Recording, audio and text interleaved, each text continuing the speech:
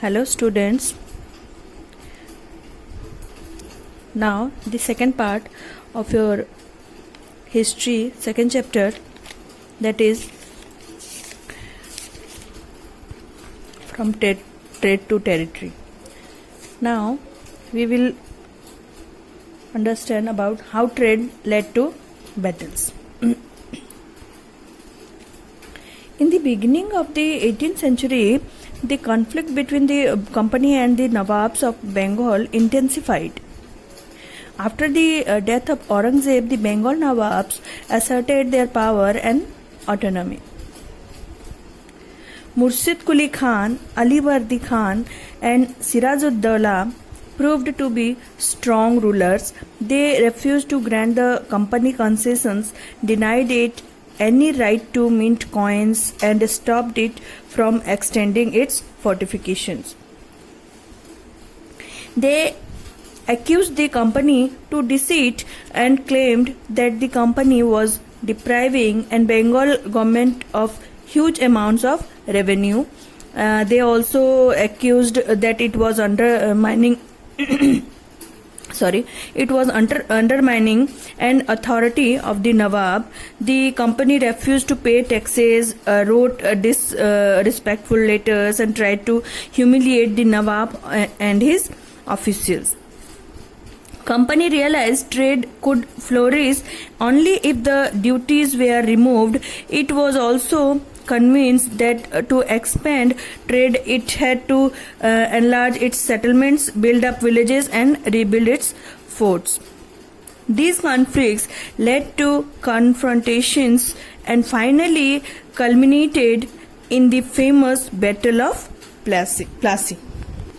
Students, after the death of Ali Vardi Khan in 1756, Siraj-ud-Dawla became the Nawab of Bengal. Company was worried about his power and keen on a puppet ruler for giving it trade concessions and other privileges. So it tried to help one of Siraj-ud-Dawla's rivals to become the Nawab.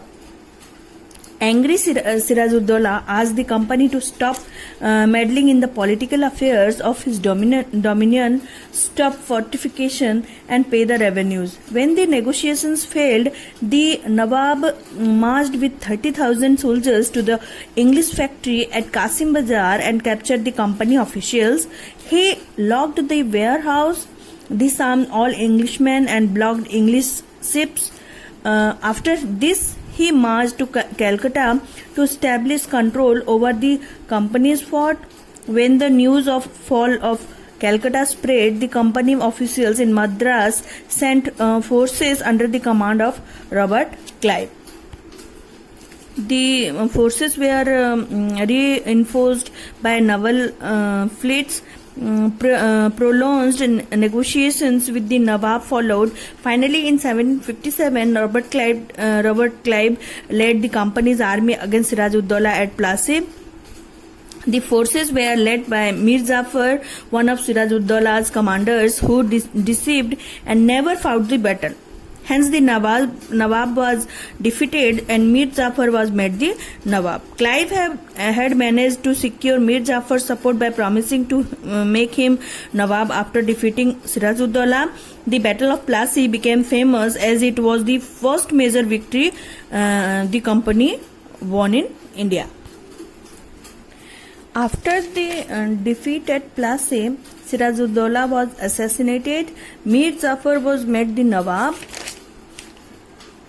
The company expressed unwillingness to take over the responsibility of administration. Its prime objective was the expansion of trade. Soon the company discovered that this was rather difficult, for even the puppet Nawabs were not always as helpful as the company wanted them to be.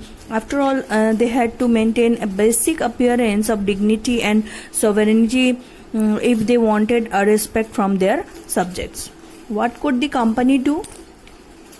When Mir Jafar protested, the company deposed him and installed Mir Qasim in his place. When Mir Qasim complained, he in turn was defeated in a battle fought at Buxar. The new Nawab Mir Jafar had to pay 500,000 every month to the British, and company had right to trade freely. After Mir Jafar's death, company got the Diwani rights to collecting revenue of the province of Bengal from Mughal emperor. In 1765, the Diwani right to the company benefited the company. They could collect the revenues from the jamindars and others. Thus, it began to get finances to meet its expenditure of buying cotton and silk textiles, maintain troops, forts, and offices in India. Company officials become nabobs. Most of the company officials did not succeed in making money like Clive. Many died an early death in India due to disease and war. Moreover, they all were not corrupt and dishonest. Many of them came from humble backgrounds, and their uppermost desire was to earn enough in India and return to Britain and lead a comfortable life. Those who managed to return with wealth led fleshy lives and flaunted their riches. They were called nabobs.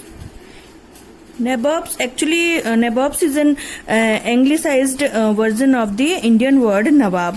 They were often seen as upstarts and social climbers in British society, and were ridiculed or made fun of in plays and cartoons.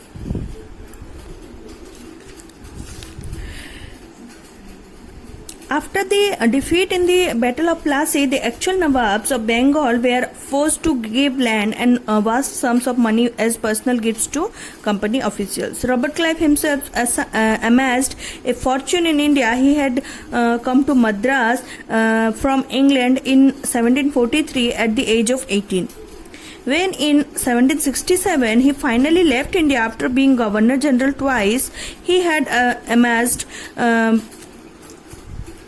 so much money.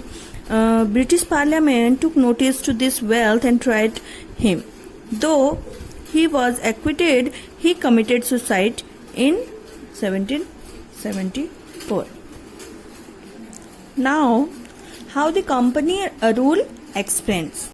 The process of annexation of Indian states by the East India Company from 1757 to 1857, certain key aspects emerged.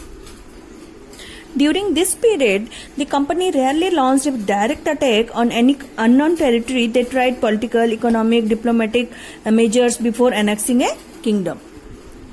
The company appointed residents of states after the Battle of Buxar in 1764. They were commercial or political agents to serve the interest of the company. Through them, the company interfered in the internal matters of the states and like appointment of the successors or to the administrative post. Students, now subsidiary alliance. According to the terms of this alliance, Indian rulers were not allowed to have their independent armed forces.